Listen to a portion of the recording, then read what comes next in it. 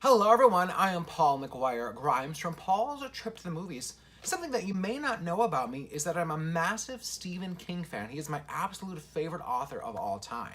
So whenever there's a new movie or a TV show based on one of his books, I go in primarily excited but with a little bit of hesitation at the same time. But I want to let people know right up front that Pet Sematary completely met all of my expectations. It stars Jason Clarke as Lewis Creed. He is a doctor that moves his family, wife Rachel, daughter Ellie, son Gage, from Boston to a new home in Ludlow, Maine. It's there where they realize that there is an animal burial ground on their property, and it's called the Pet Sematary. They learn all too quickly that the dead do not stay dead, as they have a mysterious way of coming back to life. It also stars John Lithgow as Judd Crandall. More on him in a little bit. So like I mentioned before, this is based on one of Stephen King's earliest books and was made into a 1989 film. This is the first of 3 King movies this year, with It Chapter 2 and Dr. Sleep coming in the fall. It really speaks volumes of his work and this treatment of Pet Sematary to show how his stories are timeless no matter what decade they're set in, and how you can make some changes and keep it an effectively scary story. The film lives up to our ideas behind King's work.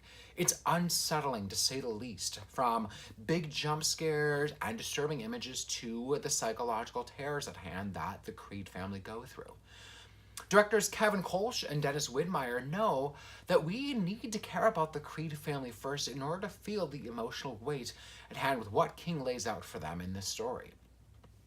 They build the family dynamic and really dive into each person's relationship with death, all the while keeping an off-kilter, something's not right about this town feel underneath the surface.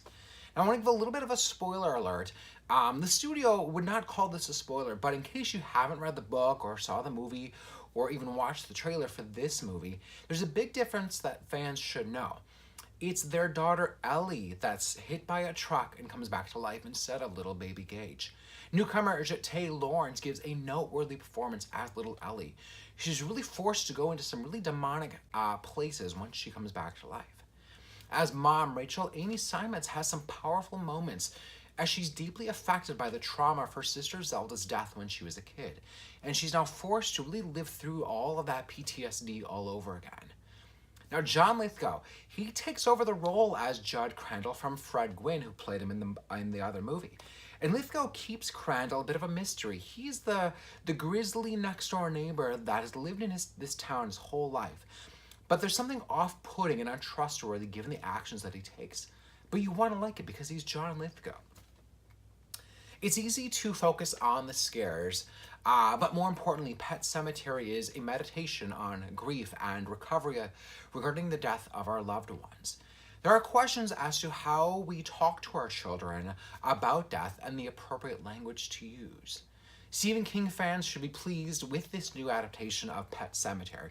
It's slick and fast-paced at 100 minutes and will keep you on the edge of your seat, biting your nails the whole time. I'm giving it 3.5 out of 5 ticket stubs. If you like my review today, click subscribe on my YouTube channel. I have new reviews of movies like Shazam and Dumbo and Us. And don't forget to follow me on Instagram and Twitter at Paul's Movie Trip. And then go to my website, paulstriptothemovies.com, for even more reviews. Thank you so much for watching Paul's Trip to the Movies today.